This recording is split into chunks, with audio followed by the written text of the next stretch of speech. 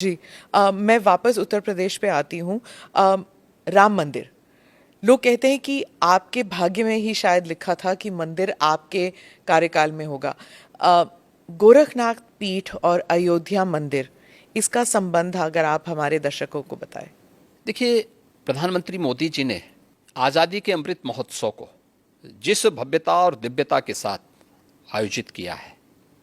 देखिए, जब ये देश 1947 में आज़ाद हुआ था, दुर्भाग्य से उसके एक दिन पहले देश का दुर्भाग्यपूर्ण विभाजन भी हुआ। बहुत सारे लोग देश की आज़ादी के जश्न में उस समय शामिल नहीं हो पाए होंगे, या उस समय के कोई चश्मदीद आज के दिन पे बताने की स्थिति में नहीं रहता है। बहुत कम लोग होंगे जिनको उस समय की घटनाओं के बारे में इस प्रकार की स्थिति जानकारी होगी।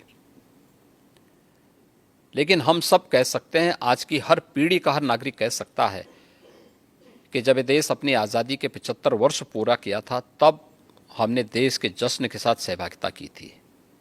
हर घर पे तिरंगा पहना करके, हर ग्राम पंचायत और हर नगर निकाय कह सकता है कि साहब हम भी भागीदार बने थे, क्योंकि हमारे घर में अमृत महोत्सव हमारे गांव में बना हुआ है, हमारे नगर में बना हुआ है। यह कार्यक्रम सफलतापूर्वक संपन्न हुआ और आज़ादी के अमृत महोत्सव के मुख्य संबोधन में प्रधानमंत्री मोदी जी ने देशवासियों को कुछ बात कही थी, कुछ संकल्प दिलाए थे कि 2047 में अगर भारत को दुनिया की एक महाशक्ति के रूप में स्थापित करना, एक विकसित भारत की परिकल्पना को अगर साकार करना है, तो उन्होंने कुछ संकल्प दिलाए थे जो पंच प्रण के रूप में जाने जाते हैं। इस पंच प्रण में विरासत का सम्मान भी है, गुलामी के अंशों को सर्वथा समाप्त करना भी है और नागरिक कर्तव्य भी है। अयोध्या में श्री राम जन्मभूमि का मंदिर निर्माण का कार्य है, यह उसी विरासत का सम्मान है। जो कार्य आज़ाद भारत में 1947 में होना चाहिए था, लेकिन दूरदर्शिता का अभाव, भारत की परंपरा और भारत की संस्कृति के प्रति दुराव स्पष्ट दिखाई देता है। अन्यथा यह विवाद 1947 में सुलझ सकता था, 1949 में सुलझ सकता था, इसके बाद भी सुलझ सकता था। कभी सुलझने नहीं दिया गया। आखिर यह आज कैसे सुलझ गया? कोई विवाद तो नहीं हुआ।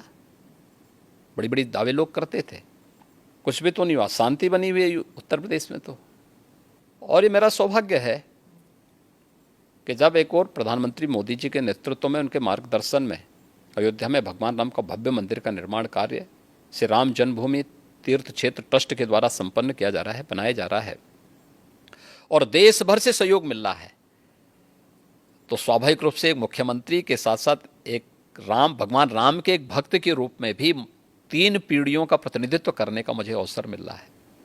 3 पीढ़ी कैसे? मेरे पूज्य दादा गुरु जो थे महंत दिग्विजय नाथ जी, 1949 में उस अभियान के हिस्से थे जब रामलला का प्रकटीकरण हुआ था, और उस समय की कांग्रेस की सरकार जबरदस्ती रामलला को राम जन्मभूमि से हटाना चाहती थी।